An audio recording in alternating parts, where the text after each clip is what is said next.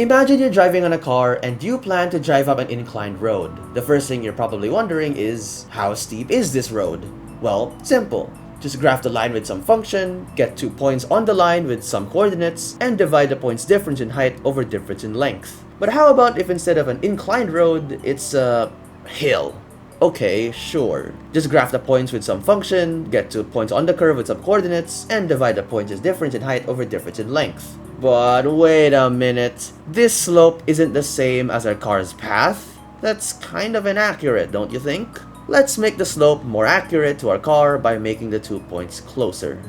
Since the coordinates of both points are changing, let's call the coordinates of the first point x and the function of x, or y, and the horizontal distance of the 2 points h. This makes the x coordinates of the second point x plus h, since it's still x but we add this h, which we said was the distance between the two. Similarly, instead of the function of x, the y coordinate is the function of x plus h. Let's input these back into our slope formula. Instead of y2 minus y1, we have f of x plus h minus f of x. Instead of x2 minus x1, we have x plus h minus x. Or just h, since x minus x is 0.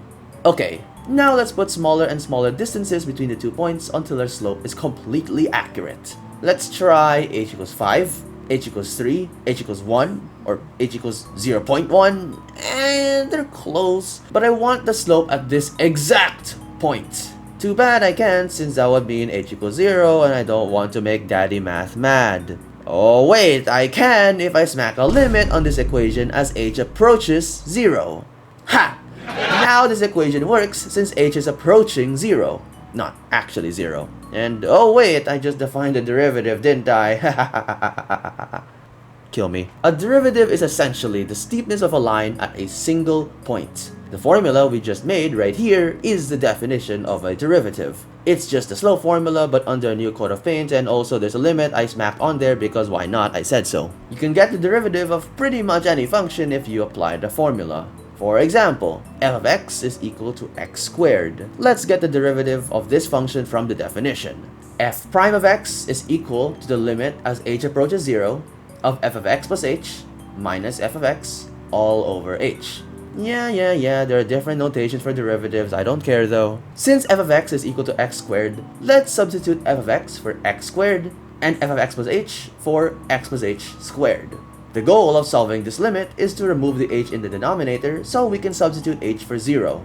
By expanding x plus h squared, you can see that there's an x squared and a negative x squared. So cancel. There's now a common factor of h, so we can factor it out. And now we can cancel the h on top and the h at the bottom. I swear to God, every time someone makes this mistake, I am going to cry. Now that there's no denominator, we can now substitute h for 0 in the equation. And as you can see, the derivative of x squared is 2x. This 2x is just a formula that lets you find the slope at any point on the parabola. At x equals 5, 10, 100, just multiply it by 2 and that's its slope. But obviously, that's a long process for such a simple function. What if the function is like, I don't know, 3x to the 5th plus 9x squared minus 12x minus 3 to the 10th power times 2x to the 100. Okay, you get the point. We need some shortcuts, and that's where the laws of derivatives come in. Let's start from easy to slightly less easy, since this is just an intro video. The constant rule says that a derivative of a constant is 0, because it's just a straight line, so. The sum and difference rule says that the derivative of multiple terms added or subtracted to each other is just the derivative of each individual term added or subtracted to each other. The power rule says that with x to a certain power, its derivative is just that power as the coefficient of x to the power of that number minus 1. This works with any number of polynomial terms, by the way. The product rule says that with a function being a product of two other functions, its derivative is the product of the two functions added with each other. Oh, and put a prime on each of the functions for good measure. The prime means we just get the derivative of that function, by the way. The quotient rule is the same as the product rule, but it's a quotient. The formula is the same as the product rule, but this plus becomes a minus and it has a denominator of the bottom function squared. And lastly, the chain rule says that with a function inside of another function, like when a function is to a power, its derivative is the derivative of the outer function multiplied to the derivative of the inner function.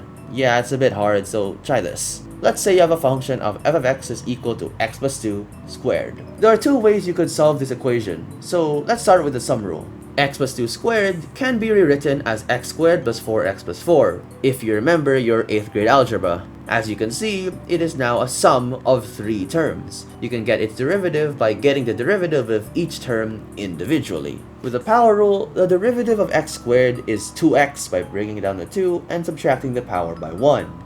You can repeat this with both the 4x and the 3, and you'll get 2x plus 4. Nice! But we can also use the chain rule to solve for this. Notice how the function looks like a function inside of another function. To solve this, just get the derivative of the inner function and multiply it to the derivative of the outer function. The inner function is easy. It's just 1 since you can use the power rule to get the derivative of x and 2 separately. Next, let's let x plus 2 be a variable. So, I pick... Now, the function can be rewritten as squared.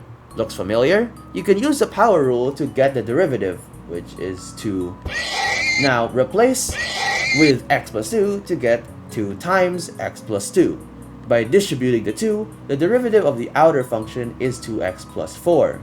Now, just multiply this derivative with the inner derivative, 1, and your final answer is still 2x plus 4. Here's a longer equation. 2x plus 5 over 4x minus 3 plus 3 over x squared. Once again, there are multiple ways to differentiate this, but here is what I'll do. Because this is a sum of 2 terms, we can get the derivative of each term individually. So let's do the easier one first. 3 over x squared is a quotient, so you can use the quotient rule here. But much easier is to express x with a negative 2 power. If you even remember, you could do that, and apply the power rule. Yeah, it still works with negative exponents. So it's now negative 6 over x cubed. Now, let's focus on 2x plus 5 over 4x minus 3. We don't have many options here, so let's use the quotient rule instead. With that rule, this whole thing becomes 4x minus 3 times the derivative of 2x plus 5 minus 2x plus 5 times the derivative of 4x minus 3. All over 4x minus 3 squared. This looks kind of complicated, but once again, solving this piece by piece will make this easy. In the numerator, there are 2 derivatives we have to get. 2x plus 5 prime just becomes 2 because of the power and constant rule. Multiplying this to 4x minus 3 gives us 8x minus 6. Time for the other side. This 2x plus 5 multiplies to the derivative of 4x minus 3. The power and constant rule saves us again and gives us a 4. Multiplying the 2 gives 8x plus 20.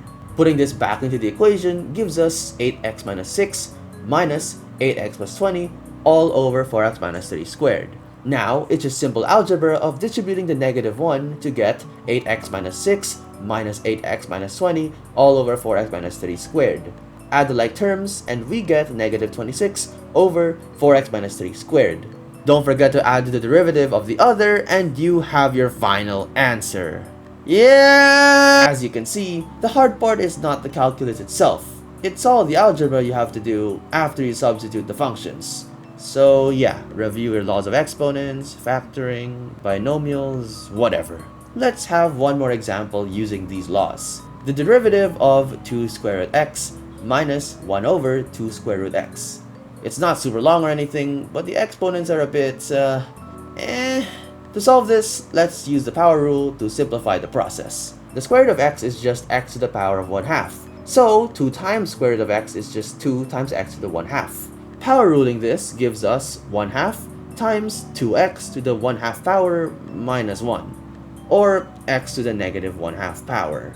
I don't like having negative exponents as my final answer, so I'll go with 1 over x to the 1/2 power, or 1 over square root x. Or square root x over x if you care so much about rationalizing. Oh my god. For negative 1 over 2 square root x, I can quotient rule the whole thing, but I'm running out of time here. So let me express it as negative 1/2 times 1 over square root x. The 1 over square root x is just 1 over x to the 1/2 or x to the negative 1/2. Power rule this to get negative 1/2 times x to the negative 1/2 minus 1 power, or x to the negative 3/2 over 2. With another law of exponents about radicals, this is just 1/2 times x to the 3/2 power. If you care so much about rationalizing and making me do more work, we have to multiply this fraction by root x over root x to add up the exponents and get square root of x over 2x squared. And look at that! They just call me the derivative because I lie tangent to her goddamn curve. Why did I spend all my time doing this?